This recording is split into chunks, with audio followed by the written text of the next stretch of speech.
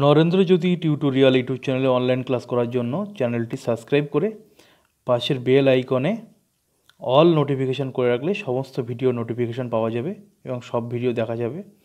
এবং ভিডিওটি ভালো লাগলে অবশ্যই একটি লাইক দেবে এবং ভিডিওটা অন্যদের শেয়ার করতে পারো। পাস্কালের সূত্র বা নীতি, ফিজিক্সের একটা ইম্পর্ট্যান্ট সূত্র নিয়ে আজকের অনলাইন ক্লাসে তোমাদের সাথে আলোচনা করব। সেটা হলো পাস্কালের সূত্র বা নীতি। ঠিক আছে, পাস্কালের সূত্রে কি বলা হয়েছে এবং সেই সূত্রের ব্যাখ্যা কী আজকের এই অনলাইন ক্লাসে তোমাদের সাথে আলোচনা করব। মন দিয়ে ভিডিওটা দেখো, পাস্কালের সূত্র তোমরা এই ভিডিওটা দেখার পর বুঝে যাবে। ঠিক আছে, দেখো পাস্কালের নীতিতে কি বলা হয়েছে। আবদ্ধ তরলের কোনো অংশে চাপ প্রয়োগ করলে সেই চাপ অপরিবর্তিত মানে ওই তরলের সর্বত্র সঞ্চালিত হয়। অপরিবর্তিত মানে কি, সেই চাপের কোনো পরিবর্তন হয় না। ঠিক আছে, ওই তরলের সর্বত্র সঞ্চালিত হয় মানে প্রবাহিত হয় এবং ওই সঞ্চালিত চাপ তরল সংলগ্ন পাত্রের উপর লম্বভাবে ক্রিয়া করে। ওই যে চাপটা তরল সংলগ্ন পাত্রের উপর লম্বভাবে ক্রিয়া করে। ঠিক আছে, তাহলে সূত্রটা বললাম, এবার সূত্রটা বোঝাচ্ছি। দেখো পাস্কালের সূত্রে কি বলা হয়েছে।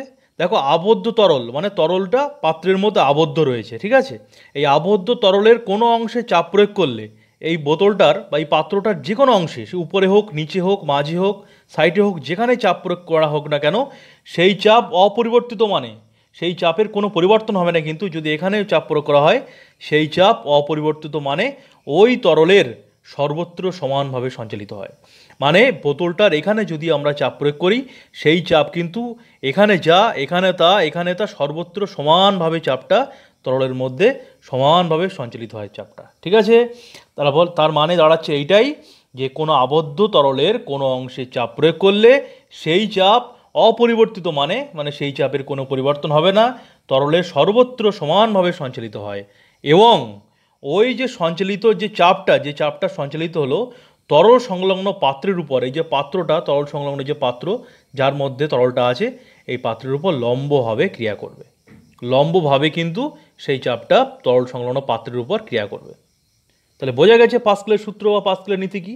আর একবার বলছি, পাস্কাল বলছে কি বা পাস্কালের নীতিতে কি বলা হয়েছে যে আবদ্ধ কোনো তরলের মধ্যে বা আবদ্ধ কোনো পাত্রের মধ্যে, কোনো পাত্রের যে কোনো স্থানে, উপরে হোক, নিচে হোক বা সাইডে হোক, যে কোনো জায়গায় যদি চাপ প্রয়োগ করা যায়, সেই চাপটা পাত্রের সর্বত্র সমানভাবে সঞ্চালিত হয় এবং তরল সংলগ্ন পাত্রের উপর লম্বভাবে ক্রিয়া করে। সেই চাপটা তরল সংলগ্ন পাত্রের উপর লম্বভাবে সমানভাবে সর্বত্র ক্রিয়া করবে।